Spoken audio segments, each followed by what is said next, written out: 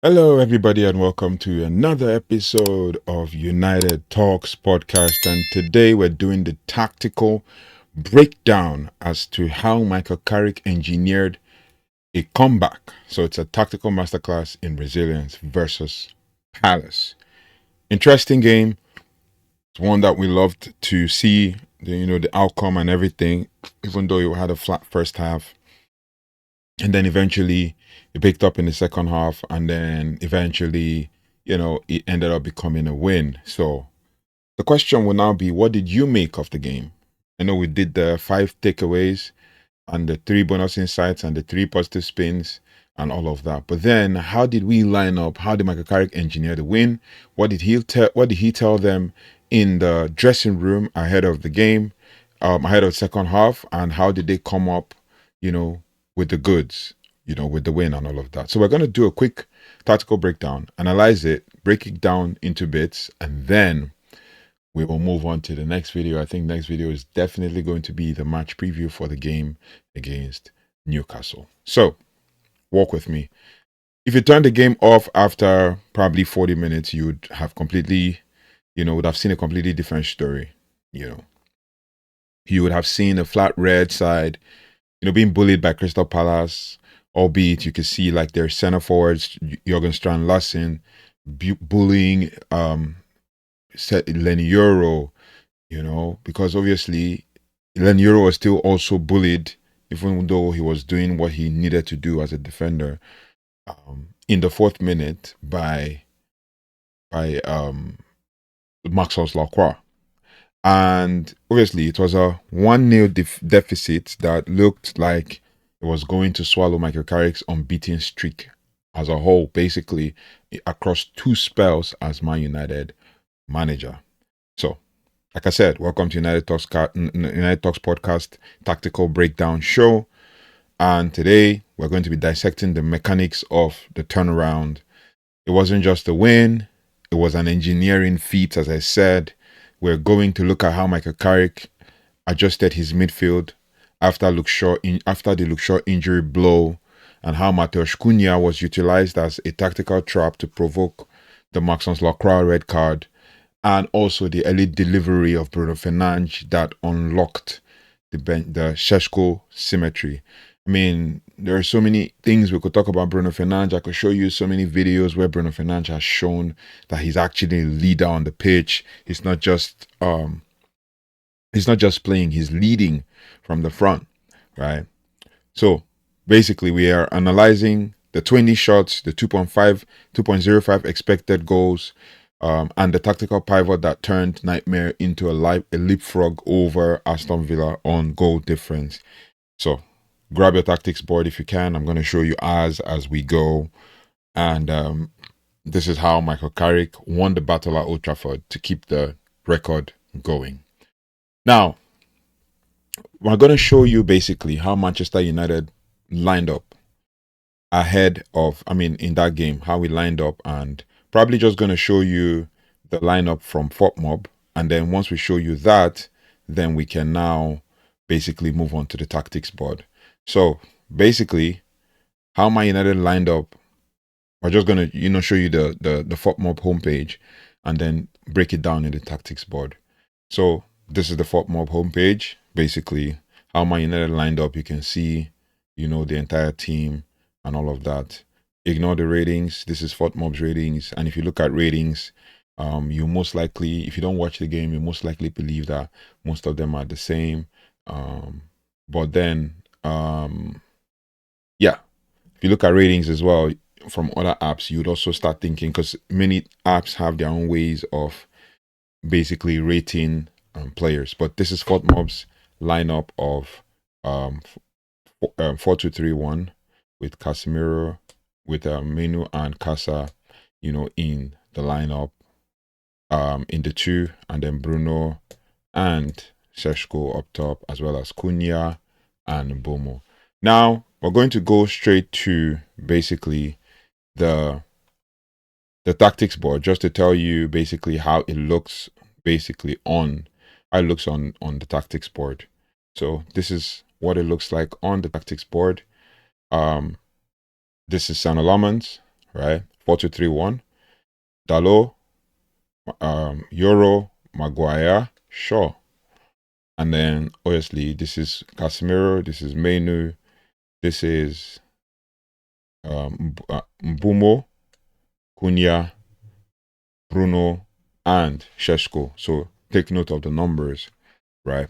Now, from this, you can tell that this is what, obviously from the last game, the only difference was Ahmad was on the bench while Ahmad was starting while Sesko was on the bench. But this time around, Ahmad was on the bench and Sesko was starting, considering that he's in a good goal scoring form. Now, with the way the team lined up, at the beginning of the game, the fly fullback was Dalot.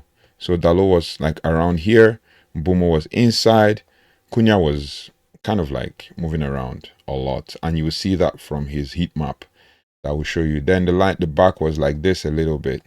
That's why, if you notice, I think Graham Bailey or one of these journalists said that Luke Shaw had no width, but that actually that was actually in the plan. That was not what his role was, not to do this. So you can see it's a 3-2-5, right? And 3-2-5 because Mbumo came inside, and I thought at some point he would come back defending when Dalot was up, and Dalot would come in. I'll show you the pictures. Like, I'll literally show you the pictures. So that is what we saw. And then at some point, this is Casemiro, right? Casemiro will drop deep into the 4 like this, and you will have a Euro Casa like that at some point where Dalot drops here, and you have something like this. Sesko was a mainstay in all of this. Sometimes you come back and go forward. But you had this 4-2-3-1 again, but with Dalot dropping in the mid and then going back in out wide, and then Mbumo pushing inside. You will notice that a lot. That's why at one point Mbumo got frustrated and did not. This is Casemiro. Mbumo got frustrated and was not getting the ball, so he was annoyed. Meanwhile, Cunha was in the first half was more coming in and getting involved in everything, dropping deep, defending, and all of that.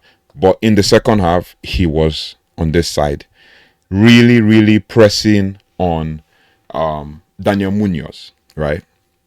Now, in the first half, they were flat. They were a bit like all over the place. Menu in his own, you will see in the heat map, he was all over the place and nowhere at the same time. But Casemiro was like the one dictating things. And at some point, you would see a setup that is like this, that looks like this, with Menu here and Casemiro here. Casemiro receiving the ball in this area, receiving the ball. And then you would also see like Casemiro, instead of finding Menu, who is the link to here, he goes beyond Menu and finds Bruno. I'll show you this. It happened in the second half. This is basically like what we watched, and actually with all the screenshots to go with it. So that was actually what happened in the team. That was what happened during the game. Now, the physicality gap that was there, basically, for starting with the problem for the first 45 minutes, was that United were unrecognizable.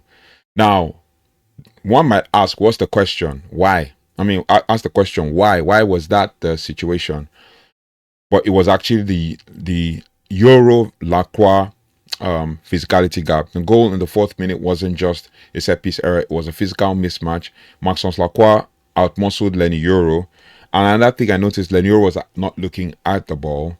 Tactically, Palace's Brennan Johnson floated the corner precisely into the vulnerable zone, and United were attacking the Stretford end. And the psychological weight of an early goal against the run of play seemed to paralyze the press, right? And then obviously the loss of Luke Shaw also affected that first half as well. Many people might not understand the impact of Luke Shaw. Luke Shaw came off in the 20th minute, and it was like, okay. And even though it was from then, after things had calmed down and the tactics was kind of conversed with people, especially during the break, with Michael Carrick talking to Matheus Cunha and co, and Cunha conveying the rest to the team, it kind of determined and designed what we were going to do in the game. So, the loss of Luke Shaw was a hidden tactical disaster. Shaw going off after a challenge by Munoz disrupted our build-up from the left. Lacroix is our primary progressive carrier. Also, he drops deep and holds the back when he needs to. Now, when Mazraoui came on, we lost, we had lost, we had gained a technical overlapping width, which made, if you look at the tactics board here, which made Dalot drop back like this, yeah, and then Mazraoui, number 3, become the fly fullback. At some point, we're going at them like this. At some point, we had a Menu coming here, we had a Bruno coming here, you had a Casa coming here, and you had the back line coming here. Press so high on Palace. Palace were playing in a 3-4-3, as we could see, right? But you had this. It looks a bit scattered, but look at it. There were several times where Cunha came here, and you had your Mazraoui. At some point, 2 of them were going for the same ball, right? But Cunha was inside. Mbuma was inside. Casemiro and Menu and Bruno were here, and then Dalot was here. So you can see it's a 2-3-5, right? 2-3-5, and all of that. And I'll tell you, because basically that is where the goal came from, right? So this is kind of what it looked like, because we're passing the ball all in and around between here. Sometimes this guy will drop deep here. Sometimes this guy will drop deep here to receive the ball, in and around like that. Casemiro was the link-up play, and at some point he was higher than everybody, and then he would drop back as well, just being positionally disciplined. This is Cunha, and things like that. So that's how it kind of looked, right? Average positions, kind of average position for everybody in the sideline when we had control, when we wrestled control from Crystal Palace, right? Now, Mazraoui got in the middle with Cunha because they were both occupying the same half space. I just literally kind of at some point when Sesko made a run this way, Mbomo this way, I think Mbomo dribbled and passed. Yeah, Mbomo dribbled and passed the ball to Cunha and this is Menu and Mazraoui, and they both went for the ball here, basically. So, and I think Mazraoui shot the ball eventually in the end. So that's pretty much what happened. But, just to send Mazraoui back to where he came from, this is basically what happened. Pretty much. So this is where they were. At some point, you have images of Sesko-Symmetry being here, basically in almost at the center circle. The Scorpion one in Palace's Jürgen Strand Larsen was finding pockets of spaces between Maguire and the midfield pivot. And United were playing too narrow, allowing Tariq Mitchell and Daniel Munoz to bomb forward. If not for Sesko-Symmetry's save from Ismail Assar, this tactical breakdown would have been a 2-0 deficit by halftime. But we go on to phase 2 as to what actually happened and the halftime adjustment. Okay, we're down a goal at halftime, and obviously Mazraoui coming in changed a lot of things as well. Whatever Carrick said at halftime changed the complexion of the game.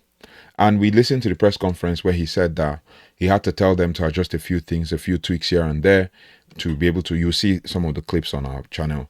He made a few tweaks here and there to be able to change the game, or the direction of the game, or the momentum of the game, or whatever you want to call it. So let's look at the data that United came out in the second half with a much higher defensive line, right? United came out in the second half with a much higher defensive line, as I showed you in the tactical board or tactics board. Now, the inverted fullback strategy was another situation there where in the first half, Mazraoui was struggling. In the second, Carrick moved him into an inverted role. Instead of trying to be like Luke Shaw, he became the extra body in midfield.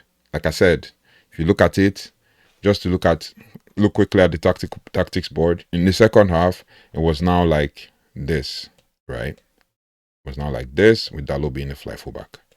So it looked kind of like a 2-2-2, 2-2-3-3, like kind of, this is Dalot, Mbomo, and Co, and this is Bruno.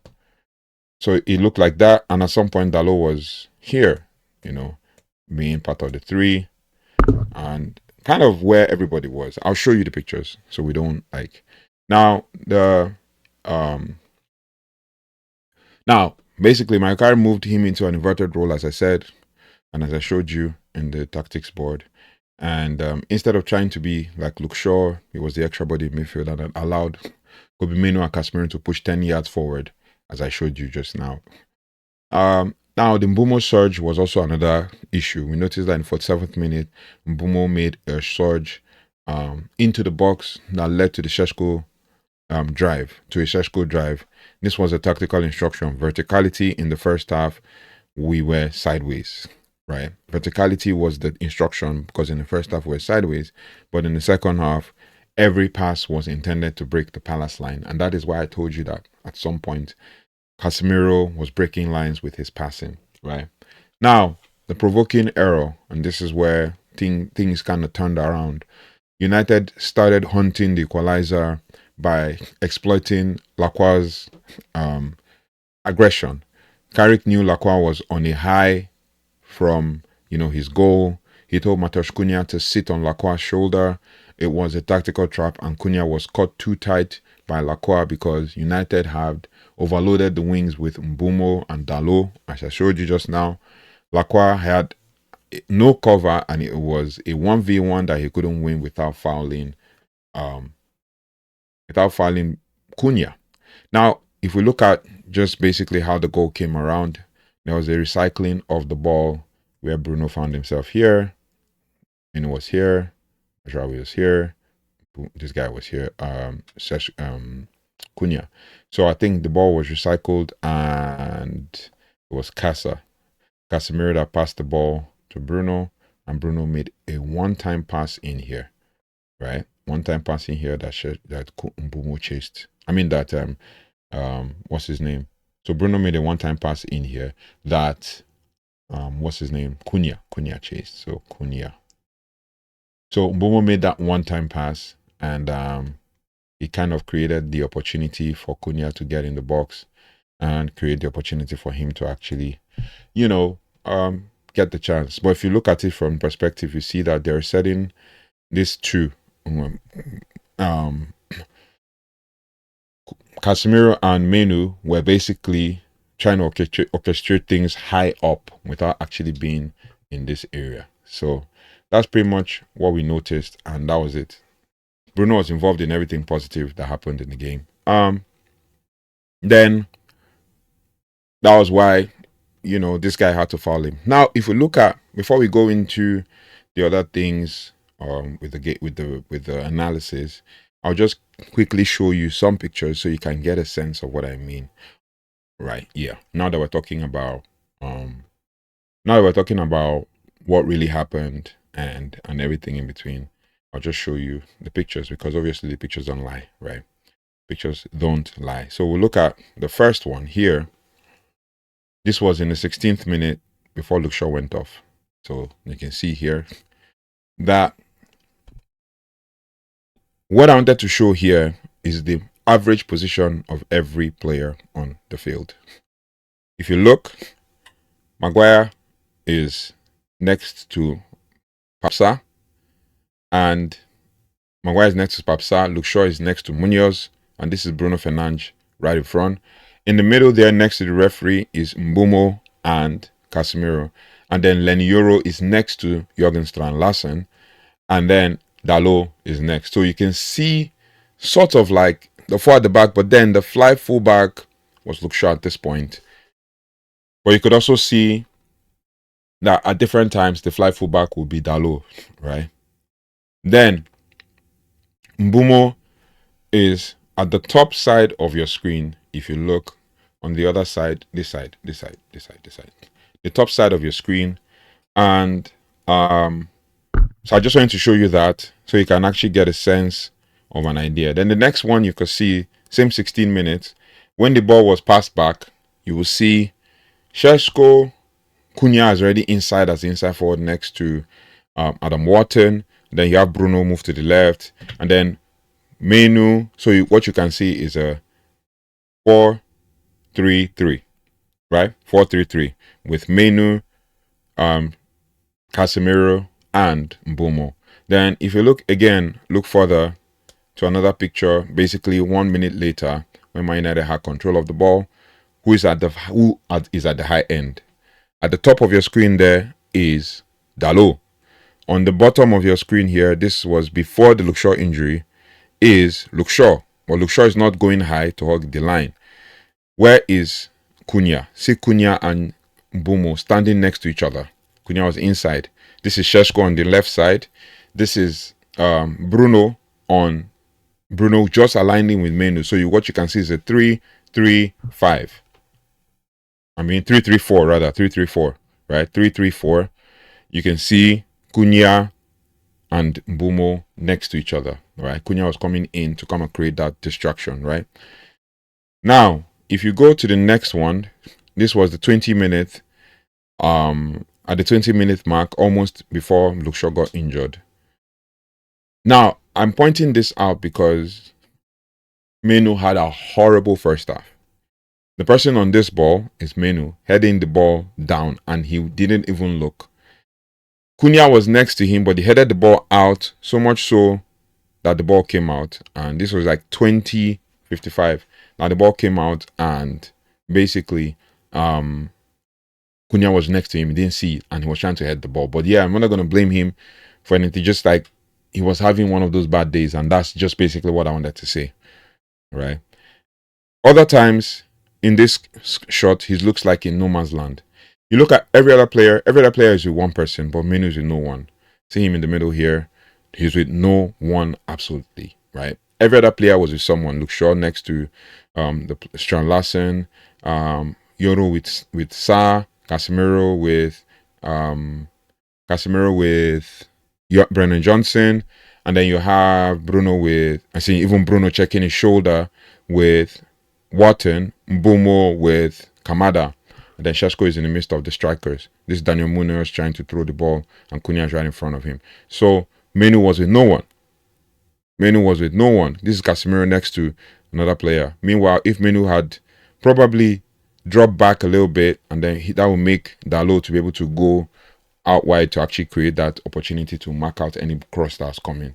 But Menu was with no one, no man's land. Same thing here.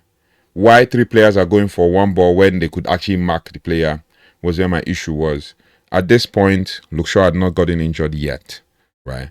They were pressing on one player, Casemiro. Now, if you look at it, 21-13. See where Casemiro is? 21-19.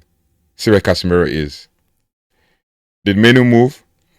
Maybe 2 steps. But look at how far Casemiro had to run from. 21-13. How many seconds? This is like 5 seconds. 21-19. Look at where Menu is. Right? So, I think it's a problem. Then you move on, and it's the same thing. Menu hasn't moved. Right? Then Cunha is pressing on. This is 21-20. 1 second later, Cunha is pressing on Daniel Munoz. Menu hasn't moved. He's still in no man's land. Same thing here as well. He still hasn't moved. Now, Casemiro has been beaten with that pass. Matasa is with the, Ismail Assar is with the ball, and Cunha has to recover. Luke Shaw has to recover. Dalot has to recover. Yoro has to recover, right? But look at Menu next to Casemiro when he should be in the middle there with that lone man, right? Once Casemiro presses, he drops into the pockets and blocks the space. Then you go on, he's chasing back. Casemiro is also chasing back. But Sarr already beat with the turn of this run. Sarr already beat everybody, right? And if we are going to, analyze and all of that, you can see Sarr already made the run this way, right? And then also, you can see Menu. This is where Menu is. This is Casemiro. This is Luke Shaw. This is Cunha, right? Then, if you now go on to the next one, after Sarr made that dribble across like this, he started running at the defense. This is the player that I expected that Menu should be. That way, he can pass it on to Yoro while he marks on Sarr. But now there is this whole space all around here, right? It's a problem. It's a huge, huge problem. Now, moving on to, this was within that time, moving on to like 28th minute, Lacroix has been subbed off. I wanted to point this out because of Menu again. Menu again. This is Menu. This is Casemiro. This is Bruno, Dalot, Yoro, and what's his name? Maguire. This is Mbeumo. So, like, Menu is out of position, Casemiro out of position, and there's a whole lot of space here. It's a problem. It's a problem. But we're 1-0 down, and I guess we're chasing the victory and everything, trying to chase it down and stuff. But then you move on to the next one. This was somewhere around, okay, no, so this was the first half. Now in the second half, we basically were trying to play out from the back as well. You could see what Michael Carrick was trying to do here. This is Mazraoui. This is Maguire. This is Yoro, right? And then you had your Bruno here, and they've brought on Gesson. There's already the red card, and then this is Menu again, right? No, this is Casa. This is Menu. This is Bruno. This is Menu again. Menu should be here in this area to create himself an opportunity to receive passing. It's too clogged up here. Bruno can drop back. Menu can move here or move here to create an option. So if Casemiro or Mazraoui receive the ball, they can advance up the pitch. But it's all choked up in this triangle here. And that boils down to positioning as well. If we look at the next part of this thing, you see that thing I told you. This is probably around the 65th minute. Now, look at the position of, because Yoro had to move the ball. Yeah, Yoro had to move the ball. This is Menu. This is Cunha. This is Mazraoui. Bruno dictating play or directing play. Sesko, Mbeumo here. I'm sure Dalot is off your screen here. Casemiro had to pass to Yoro, who now advanced the ball to that open space that I showed you in this picture. So you see, now Menu is out of position. Meanwhile, Menu should be there to receive that ball from Yoro to link up play, which will take me to the next one, where Dalot now received the ball. If you see, 28, 2 seconds later, Dalot comes out of the Dalot comes out of this place and receives the ball from Yoro, and then Yoro goes in, and Dalot takes it back. Guess who drops back? That's why I wanted to show you also this picture. This is Casemiro. He noticed what was going on and dropped back because Yoro had gone out of position into mid. The same thing, Menu is still standing here. Bruno hasn't moved. Mbeumo hasn't moved. Sesko hasn't moved. They're all waiting for passes. Menu is supposed to be the link, but Menu is still standing. We're 2-0 up anyway. So that is my challenge with the position and everything. Dalot passed the ball back. Basically, 2 seconds later, he passes the ball back to Casemiro. Now I want to show you what happened here when Casemiro received the ball. See, now Menu has moved into space. I'd like you to see this for yourself. Menu has moved into space. This is Menu here. Now, what is supposed to happen? Casemiro receives the ball, and what? He passes it here, and Menu links play either to Bruno or to Mbeumo that is off the screen. But then we move on to the next one. Casemiro receives the ball. 1 second later, see the options he has. He has a lot of options. And you have Menu here, you have Yoro, you have Dalot. And he can actually go back this way and recycle the ball. But guess, I just wanted to show you this and see what Casemiro did. See that? 3 seconds later, Casemiro receives the ball. Who does he pass it to? Bruno. Look at Bruno in your Bruno is out of a shot. Now, one thing I wanted to show you was where Bruno was at the time. Bruno was somewhere in this area and had moved to make himself an outlet. Menu could easily still move out this way, or come shorter to receive the pass, or just drop deep into this place to receive the pass in between the lines.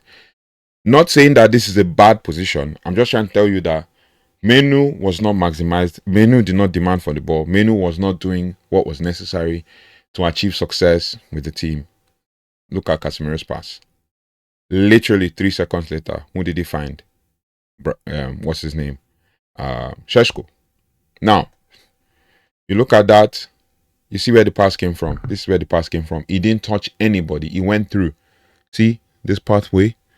Passed through Menu, passed by Menu, went by Menu, never went through to Menu, right? This is Gerson. This is Yoro. This is Dalot. This is Mazraoui. This is Maguire. This is Casemiro. This is Cunha. This is Sesko. And this is, what's his name? And this is Bruno. Now, the next one is 68 minutes. This was maybe like 20 seconds later. They cleared the ball out and Yoro was with the ball, right? Who's dropping back? Up the top of your screen there is I think that is Mazraoui, right? Now they've got the ball back. Casemiro is coming out here. Maguire is here. Mbeumo is waiting to go forward again. Yoro is winning the ball back. And then basically what happens next? He passes it back to a Casemiro that came back to receive the ball. You see where Casemiro was? Just to show you. Casemiro was here. Menu is nowhere to be found here. Menu is here. See where Menu is on the edge of your screen. Now look at where Casemiro is. Yeah. Casemiro receives the ball. Casemiro receives the ball. And then Menu is now coming back. This is Menu coming back. Right? He receives the ball and you see what he did. This is 69. So he receives the ball. And now, the reason why I brought this up was because if Menu is going to be the link-up play between the midfield and the midfield and the attack, Menu should be somewhere here, or Menu should be somewhere here to receive the ball, like right in position. This is Dalot coming short, wide. This is Sesko. This is Mbeumo. This is Bruno. And you will notice that Cunha is somewhere in this area because he had moved a lot of positions and stuff. That's about it. And then the next one is when Menu received the ball. So this one, I'm going to blame Casemiro for this. Casemiro gave the ball to Menu in position in the midst of 4 players. Maybe Menu could have done something different by saying, pass the ball here, pass the ball back, switch the ball this way. But he was given the ball and he lost possession. That's where. And I'll blame Casemiro for giving him such a pass. He lost possession. Maybe he was trying to hold on to the play when he could have easily just quickly done a one-touch pass or a bounce pass to Casa, who will now switch it back to Mazraoui, who was waiting there. Then we started to chase back. And with that, you can see behind, and Gerson was with the ball, but I think Gerson slipped at this one, or Yoro collected the ball. He also had, Menu trying to chase. Now, another reason why I took the screenshot is because of what Menu did here after losing the ball. He slid and won the ball back. So credit to him on that one. Won the ball back. Look at that. Slid, won the ball back. Dalot got it, right? And then that was like a good recovery and a good credit, a credit for him, giving him his flowers when he does the good job. You lost the ball, you win it back. That was good mentality there. The reason I took this screenshot is because of what Bruno did here. You see the videos making the rounds on the internet. Bruno, see where the ball is? Mbeumo had already crossed the ball. Bruno hit the ball in such a way that the ball went. Look at the way he hit this ball. Up, right on target, and it went straight and landed at the feet of Bryan Mbeumo, who had the opportunity to cross again, which led to Casemiro hitting the shot. So the ball went past, just looking at this, the ball went past Sesko, who was heading here. And guess who was here? Casa. He hit the shot and the keeper, you see that? And the keeper saved it, right? And then this one was, I think, Ahmad. So I want to talk about his impact in the game before we kind of wrap up everything here. Ahmad's impact in the game, he meant that we were actually, he was holding ball more, and then he was, creating opportunities. And I think this one was the one where Casemiro slid at the 88th minute, and then they ran past us. Now, one of the reasons I wanted to show you this again, Ahmad was with the ball. Okay, yeah, this is the reason. This is the reason. Ahmad has the ball. I want to know why Menu is here. Which Xerxes. We just kind of lost an attack, but why is Menu and Xerxes here together? This is Cunha, Bruno, Casemiro, Ahmad, Dalo. Why is Menu and Xerxes together? I know he was walking back in that game, but my question is, why were they together there? Why is Menu not in this area, somewhere around here? Why is he not here? Why is he not dropping? Why is he up there? And this is the reason why I felt he was at the wrong position, because obviously you know what's going to happen here. This is Casemiro, and he's definitely going to dive in this area. He's definitely going to dive in, right? That is Casemiro, right? So this is the ball. This is Casa. This is Menu. Why is he still there? And guess what? They had the counter attack. Menu's chasing back. Casemiro has been beaten, and everybody's running back. We have 3 against 2, no doubt. We have outnumbered them. And look at it. Sa had to. Heaven was subbed in already at that time. Sa was trying to run through the midfield. Look at Menu. Look at Casemiro. And then obviously Heaven had to take the professional foul to actually get a yellow card that would actually stop the attack. But Menu was still running back. See? Heaven fouled him, and that was it. So I just wanted to point those ones out and everything. This is just the table as to where Man United is right now. But I just needed to point that out for us to actually see just the tactical, mix-ups and stuff that was going on with the trap that Cunha set for Lacroix. Lacroix drags Cunha down, ref points to the spot, but the tactical genius here is the VAR check for the red card. By being the last man, Lacroix was exposed by CARRICK'S instruction for the front 3 to play as a narrow spearhead during transitions. Bruno's mental fortitude was also important there, because Bruno is the engine of this tactical machine. He strokes in the penalty to make it 1-1, but look at his positioning for the second goal. He's deep on the right flank, and most number 10s would actually be in the box. But Carrick, and that is where I said, what is Menu doing as a number 8 or number 6 doing in that box? But Carrick wants Bruno in the De Bruyne zone, right? A half space where he can actually whip in crosses.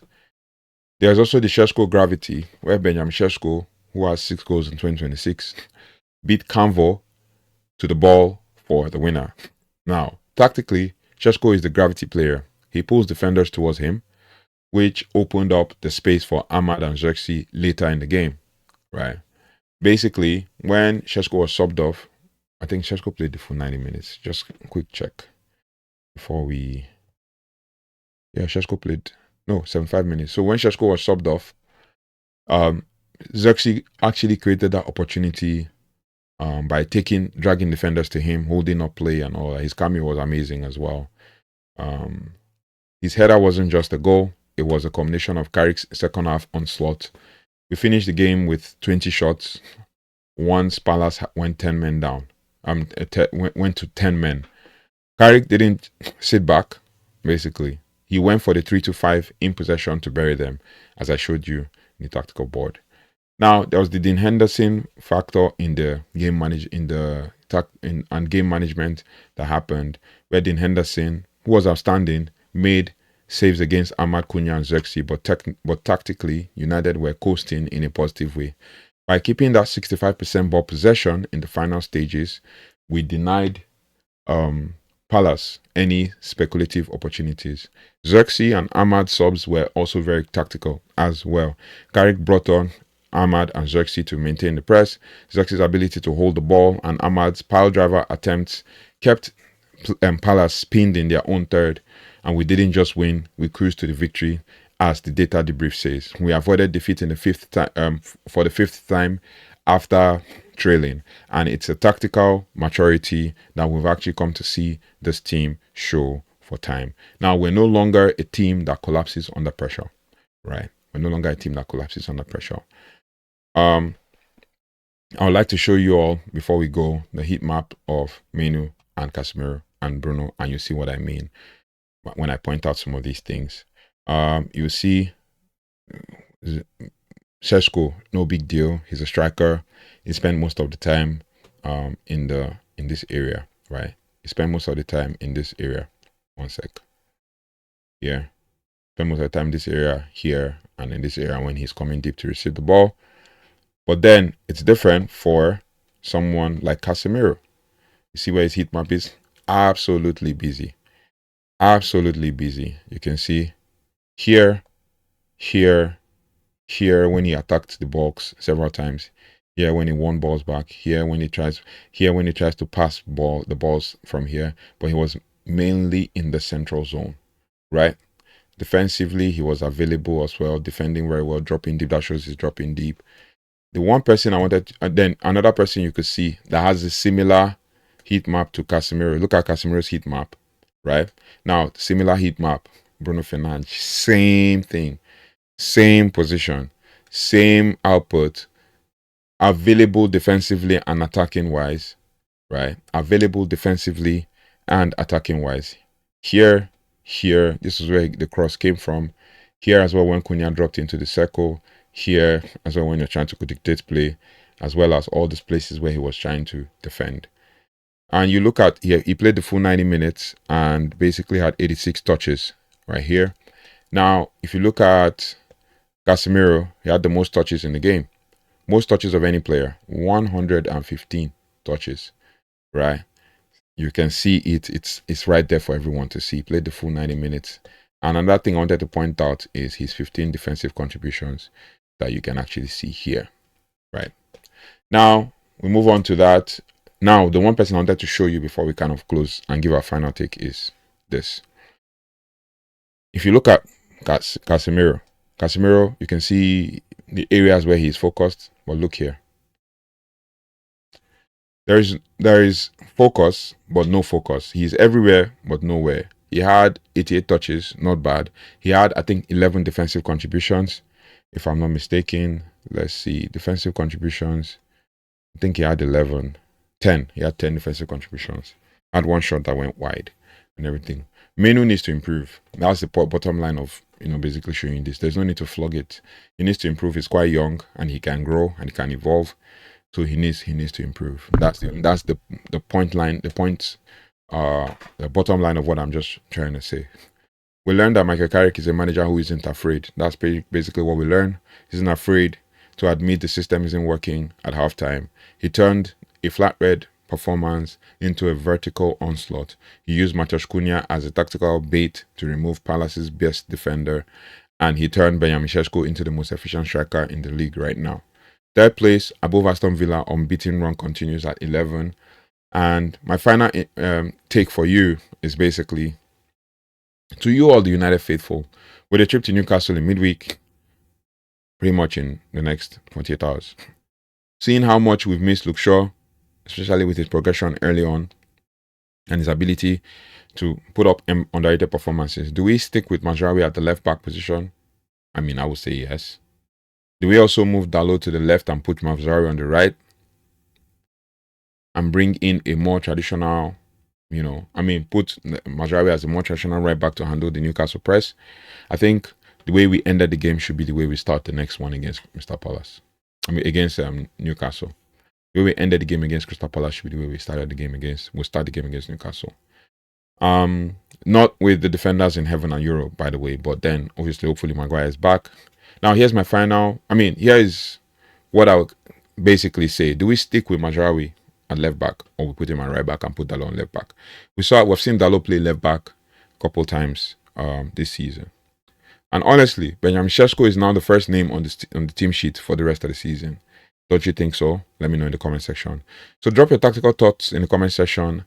I'm replying to the best ones tonight, basically, right? So hit the like button, subscribe to United Talks podcast for the best breakdowns on YouTube, and we will see you at St. James's Park, the Newcastle Stadium, right? That place feels good, doesn't it? But then we have to just keep our powders dry. And like Michael Carrick said, not get carried away. Not get carried away. Let me know your thoughts and feelings in the comment section. If you haven't liked already, please do like, share, subscribe, and hit the notification bell so you don't have to miss anything as relates to all things Manchester United. I'll see you on the next one. Take care, goodbye, and God bless.